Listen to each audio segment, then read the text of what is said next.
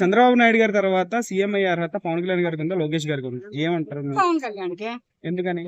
పవన్ కళ్యాణ్ వద్దని చెప్పారు కదా. పవన్ కళ్యాణ్ గారు ఏం చెప్పారంటే, ఉమ్, నాకు సీఎం పదవి నాకు అవసరం లేదు, సీఎం గా చంద్రబాబు నాయుడు గారు ఉంటేనే బాగుంటదేనని ఆయన ఒక అసెంబ్లీలో చెప్పారు. ఉమ్, కానీ ఇప్పుడు ఆ స్కోప్ ఊపు పవన్ కళ్యాణ్ గారికి ఉంది. ఉమ్, సీఎం తర్వాత ఇప్పుడు చంద్రబాబు నాయుడు గారి తర్వాత సీఎం అయ్యే అర్హతలే గాని, ఆ ప్రజల్లోకి దూసుకెళ్లడమే గాని, ఆ ప్రజల కష్ట నష్టాలు తెలుసుకోవడమే గాని, చంద్రబాబు నాయుడు గారు ఎప్పుడు అటువంటి పదవిలో ఉండంగా ఒక ఎమ్మెల్యేనే గాని ఒక ముఖ్యమంత్రిగా గాని ఉన్నప్పుడు చంద్రబాబు నాయుడు గారు ఏ ప్రజల్లోకి వెళ్ళలేదు. ఉమ్, అటువంటి వెళ్ళినటువంటి త్యాగాన్ని, అటువంటి వెళ్ళినటువంటి వెలుగుని తీసుకొచ్చారు పవన్ కళ్యాణ్ గారు. ఒక ఉప ముఖ్యమంత్రి పదవిలో ఉండి కూడా ప్రజల్లోకి వెళ్లి ప్రజల బాధకులు సాధకులు కనుక్కుంటున్నారు, అడుగుతున్నారు, తెలుసుకుంటున్నారు. ఏంటి ఎక్కడ అనేది ప్రతిదీ ఎవ్రీ మినిట్ అతనికి అప్డేట్ వస్తుంది. కనుకనే దాన్ని బట్టి ఏంటంటే ఉండేదల్లా పవన్ కళ్యాణ్ గారికి ఉంటుంది. అంటే ఇప్పుడు పవన్ కళ్యాణ్ గారు కూటమి కోసం చాలా మనస్ఫూర్తిగా ఆయన సపోర్ట్ చేస్తున్నారు, కూటమి కలిసి ఉండాలనేటువంటి ఆలోచనతో ముందుకెళ్తున్నారు. రేపు భవిష్యత్తులో పవన్ కళ్యాణ్ గారు సీఎం క్యాండిడేట్ గా నించుంటే తెలుగుదేశం పార్టీ కార్యకర్తలు గానీ అభిమానులు గానీ అంతే మనస్ఫూర్తిగా ఆయనకి సీఎం క్యాండిడేట్ గా సపోర్ట్ చేస్తారంటారా? అభిమానులు అంటే సపోర్ట్ చేస్తారు. ఇప్పుడే సపోర్ట్ చేయట్లేదు. ఎందుకు చేయరు? అచ్చెన్నాయుడు మినిస్టర్ అచ్చెన్నాయుడు ఎవరయ్యా? టీడీపీ మినిస్టర్ కదా, మినిస్టరే కదా. ఆయన ఎందుకు సపోర్ట్ చేస్తాడు?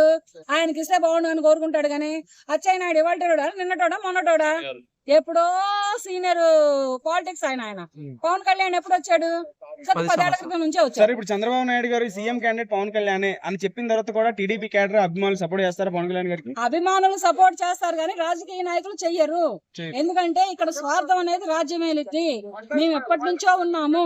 మరి వీళ్ళందరూ కూడా మన చంద్రబాబు నాయుడు గారిని ఒక కేసు విషయంలో లోపలేశారు. వీళ్ళందరూ ఫైట్ చేసి ఎందుకు తీసుకురాలేదు బయటికి? వీళ్ళు కూడా చెల్లొచ్చు కదా. మరి పవన్ కళ్యాణ్ గారిని ఎందుకు నా మనిషి, నా వాడు, నా రాజకీయ నాయకుడు, నేను సపోర్ట్ ఉంటానని వెళ్ళి ఎక్కడ ఫైట్ చేయాలి అక్కడ ఫైట్ చేసి చంద్రబాబు నాయుడు గారిని బయటికి తీసుకొని వచ్చారు.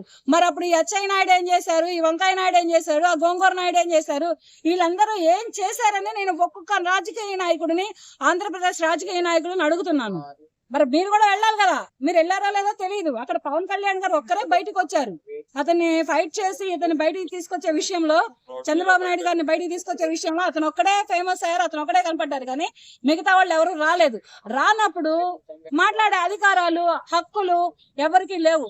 వెనకమార్లో ఎన్ని మురిగినా కుక్క మురుగులే అవుతాయి. దమ్మున్నోడైతే ముందుకు వచ్చి మురగమని చెప్పి చూద్దాం.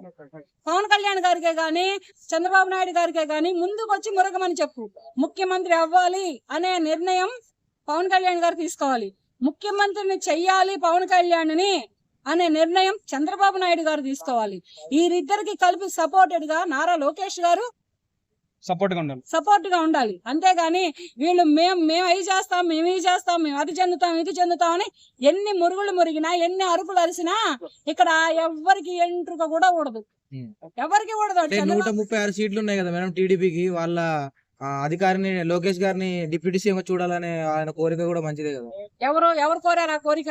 అచ్చెన్నాయుడు గారు వాళ్ళ మినిస్టర్